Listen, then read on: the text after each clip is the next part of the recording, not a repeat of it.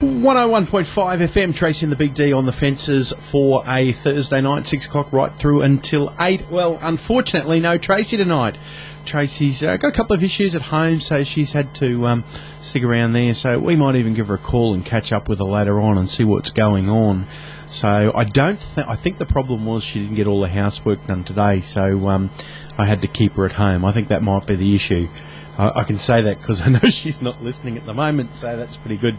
It's what have we got? 8.5 minutes past 6 o'clock here on 101.5 FM. So I'm flying solo. So I'm not really, because I've got special guests galore tonight. I've got a couple in the studio, and also we'll be catching up with Celine McAllister on the phone. Of course, Celine will be at the Rise stage at the Urban Country Music Festival this year, so pretty exciting stuff. So we'll catch up with Celine. But at the moment, a gentleman joining me in the studio now is Stephen Graham. Stephen's been a long-time performer all around the place. He's done some interesting things, and we thought we might find a little bit more about Stephen before we get into some of his music.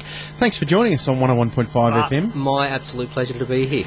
Mate, I have a look at the bio, and it's long, and last I thought, I'm not going to get through all this before 6 o'clock, so I thought, why don't we just find out a bit about yourself? A couple of CDs. How many CDs have you?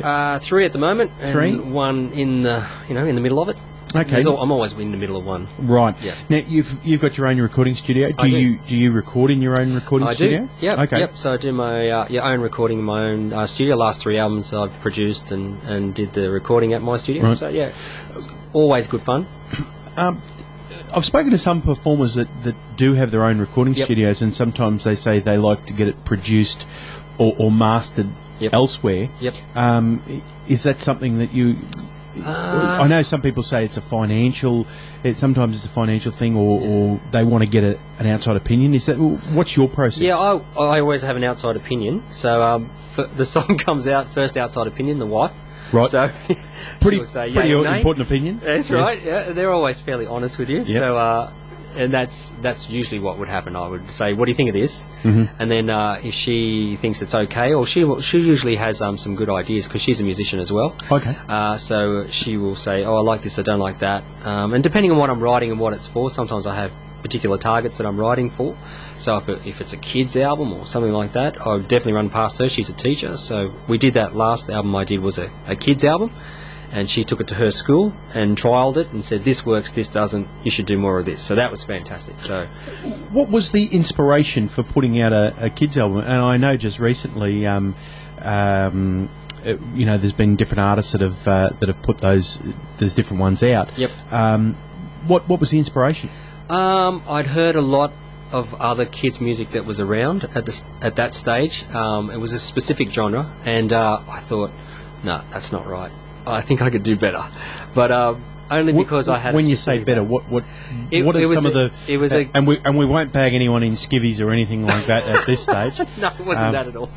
It was a Christian gospel CD, right, aimed at children. Right. So I'd come from a background doing a lot of that, so I kind of knew where I was coming from. I'd done a lot of work in that area, and I just thought, I should do something. And it was a bit of an afterthought because at that particular time the studio was really, really busy.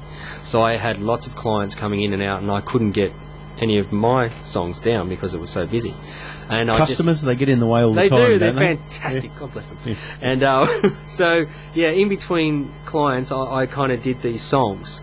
And I was also teaching at that stage music in a school, so I was also getting to use the kids and say, what do you think of this? And let's play a song. Yeah, and found that they really liked them. So it ended up being a really successful project. It got a publishing deal and sent through around the world, and it was really successful. That's brilliant. Yeah, it was a good project, and it was great having the studio there and having those different ears, as in my wife and other people that I value their opinion. I had some other producers that I worked with a lot, so I would send it to them as well to say, what do you think of that? So for me, your original question, no, I don't like to go outside and produce. I like to keep it inside because I want my sound. Right. Yeah. 101.5 FM, Tracy and the Big D. Tracy's not here tonight. You've got Darren right through until 8 o'clock tonight, and we're catching up with Steve Graham at the moment, and having a little bit of chat about his career and so forth. Now, on the theme of kids and entertainment, you've also got a regular gig at the Australia Zoo. Tell us about that. I do. When we found out we were pregnant, we decided that we would move, which is probably not a good idea, is it? Right. No. So, for all those out there, look, you're going to hate this, but I'm from New South Wales. Right. So, but Southern Highlands of New South Wales. Is that okay? It doesn't matter. It doesn't matter. 7-0, soon to be 8. Yes, it's okay. Yes. I thought I should bring that up anyway. I'm turncoated completely, don't worry. Good. And all my children are So he Queenslanders. says with a blue shirt on. You like Wearing that? a blue shirt, yeah. So I figured if we moved before the children were born, we'd have a better chance of escaping the in-laws. Right. That's fair, isn't it? Yes. Yeah. So I thought if we had the children there, well, then I'd never get my wife away. So Yeah, probably. yeah, so we moved. So at that stage, I was touring a lot. And I was playing a lot. I was probably playing 3 or 4 nights a week. And my studio was really busy and so on and so on. So I thought, well, if we're going to go somewhere, we have to go now. So that's what we did. We left and we moved to Queensland. And because I had a background, obviously, in entertainment, and I also had a background working with animals and tourism. So they're the only 3 things I've ever done, really. Right. So I figured, well, there's only one place really I could go that they're going to employ me. And sure enough, yeah, just as we moved, I was only here 3 months, and an entertainment job came up, and I'd already started dialogue with them. So yeah, it was a good employer. So Brilliant. Well, we're going to play a song now. This is off the album The River. Now, when was this album? this was 2007-8. Okay. So it came out in the summer of 2007-8. This is the title track, and talks about what a river would say if it could talk. All right, 101.5 FM, this is Steve Graham and The River. 101.5 FM, that's The River and Steve Graham on 101.5 FM, and he's our very special studio guest here tonight. Yeah, there goes the audience. It's going wild. We're talking about your own studio. Any? Can you drop some names? Oh, Mike Tyne did a lot of work in there. Who was the pedal steel player for Slim for Right. Yep. 15 years. So we're going to play some Slim Dusty later on. Oh, you probably have Mike on it. Oh well, Yeah, there you that go. was him on that track actually. Okay. Yeah. So yeah, he Lovely. was playing Beautiful. on that. Yeah, he. I sort of at that time I was doing a lot of corporate work as well. So writing a lot of ads and jingles. And, okay. Yeah. So Go and play a jingle for us. Oh, I can't. Okay. He's not allowed to. You see, he sold it. See, that's the thing when you're a jingle writer. You sell the right to do it, don't you? That's Never to right, perform again. Yeah, I know. Never to perform again. There it is. Yeah. So you're talking about the album that's in the process at the moment. Yeah. What's the inspiration behind that one? It's just some songs that have been floating around for a while, and I haven't really had the time to get down yet. So I'm starting to process through them. So there's probably 2 or 3 really new ones, and then there's probably 4 or 5 older ones, Right. and probably 4 or 5 others that just sort of never got to an album for some reason. Not because they were duds or anything; they just never got Yep. there. So sort of working around them at the moment, and thinking about some new tunes as well. So I was thinking the album might be called New Tunes. Yeah. I haven't put out an album since 2010, so just starting to work That's a on good that time again. between it. It's a good time between it. Yeah, we had 3 kids, in 5 years, so that's taken all the energy. It'll keep and, you very busy. Yeah. Yeah. Indeed. and as we were talking in the break there, I've just rebuilt the studio, so now I have a place to go. Yep. It's wonderful. So I can escape up there and just do my thing. I can just see that though. Get back here. You've got responsibilities at home. Actually, this is the modern technology for you, D. Nowadays, they don't even bother coming up, knocking on the door. They just text you. Is that right? Yeah. So I just get a text. Come in. Come down. Children are up. So it's like, Brilliant. okay, nice. So but no, it's really good. Digital technology is way advancing very, very fast. Yeah. When I first started 2004, 2005, digital technology had just kind of started to hit the market, and it was Still very scary, expensive. wasn't it? Yeah, Yeah. it was scary and it was expensive. I took the plunge straight away and bought the equipment and started to write music and, write for others. And the word soon got around that there was a studio in the Southern Highlands that was digital and had, 32 tracks and, it had a drum room and things like this. So it was a great learning curve, and you look back on those projects that you did in 2004 and 2005 and you listen to them now and you go, oh, they're horrible. As producers do for the time, yeah, though, isn't exactly. it? I mean, you got to be fair. I mean, there's people out there that the first time they got to use Audacity were going, how good's this? I can record it at exactly. home. I mean, and now you go and buy a simple Apple phone and you can record on that. You've got a recording studio in your hand. So it's all moved on. It has. When did you start? Did you have experience in tape? In tapes? I did, yeah. I started off on tape, as everyone does. So I recorded my first album. I don't know. I think there's a whole generation that's never seen tapes. Now, okay. I suppose not. Yeah, well, I've recorded probably first in 1988 on 16-track, 2.5-inch, reel-to-reel tape. Yep. And it went to cassette, CDs were kind of just coming in, but we're like, how CD. good were those rewritable CDs when they came they in? Were, they were expensive too. But my first album was on reel-to-reel on a 2.5-inch, Brilliant. tape. All right, we better get you to sing us a song. What are you going to sing for us now? I'm going to sing you the last track on the River album called Halfway to Nowhere. All right, here we go, ladies and gentlemen. Steve Graham.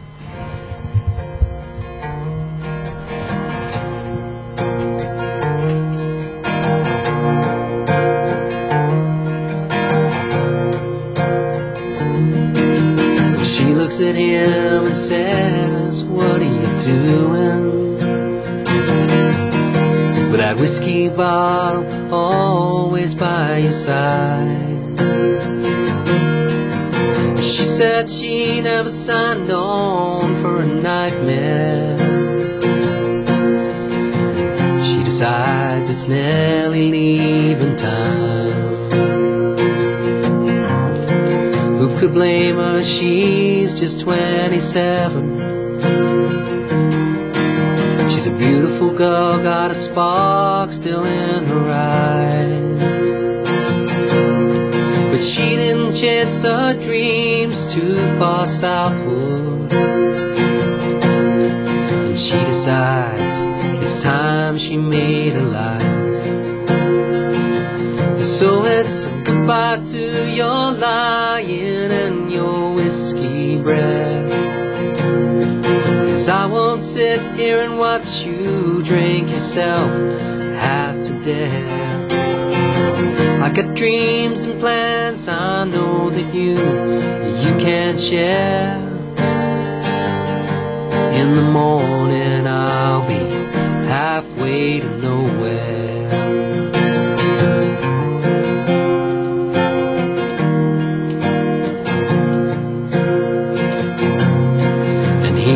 That he could have been around more,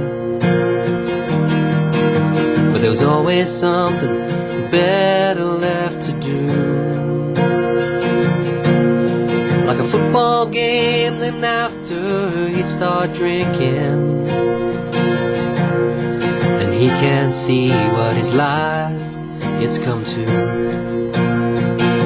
So let's say goodbye to your lying and your whiskey breath. 'Cause I won't sit here and watch you drink yourself half to death. I got dreams and plans I know that you can't share. In the morning I'll be halfway to nowhere.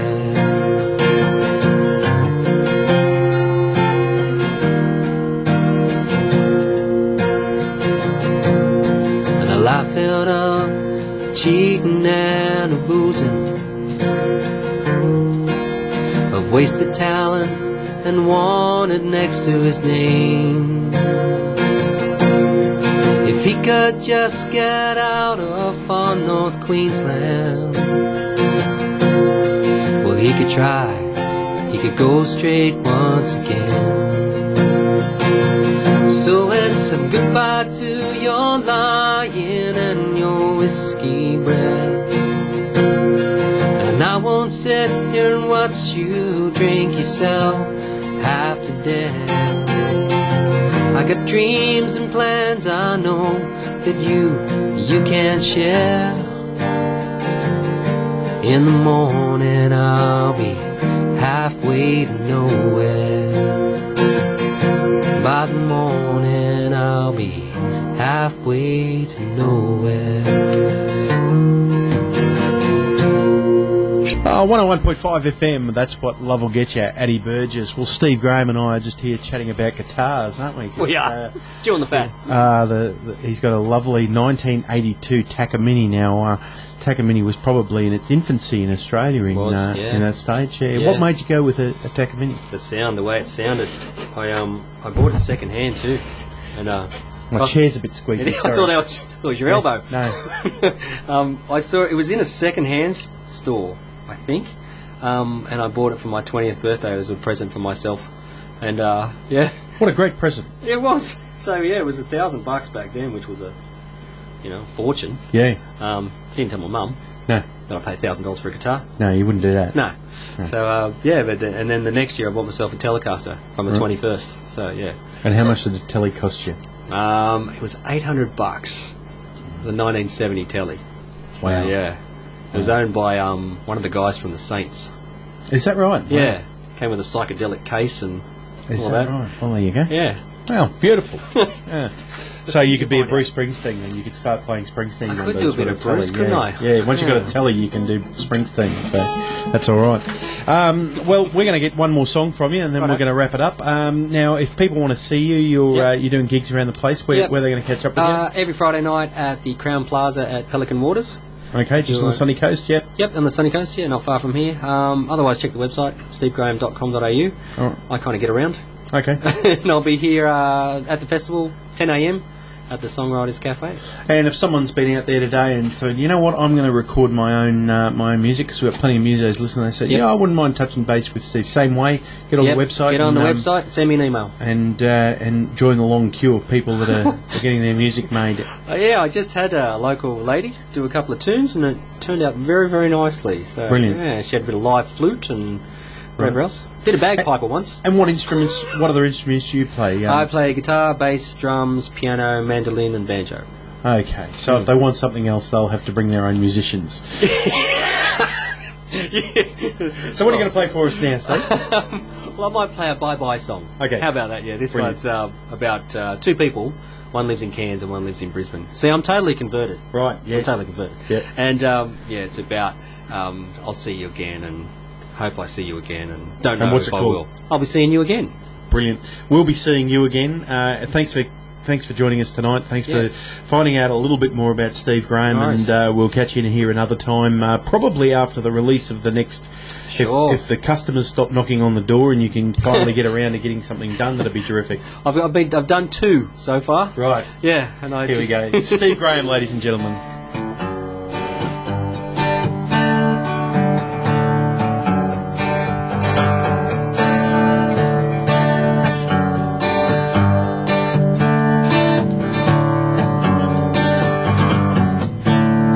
I'm watching the campfires burning, and the sky's smoky haze. I haven't seen your face now for 3 lonely days. I'm having trouble breathing, but I know it's not the air. I'm sitting on this veranda while you're out there somewhere, but I'll be seeing you again, baby, sometime soon. I don't know when, but I know I'll be seeing you again. Ooh, na na na na na na. The mountains glow with amber as the sun is sinking low, and palm trees whisper secrets that I'll never know. And I'll be seeing you again, maybe sometime soon. I don't know when, but I know I'll be seeing you again. Ooh, na na na na na. When you're driving through the storm tonight, in that pouring rain, I'll be thinking of your face. I hope to see you again. Yeah, yeah, yeah. Ooh, na na na na na na.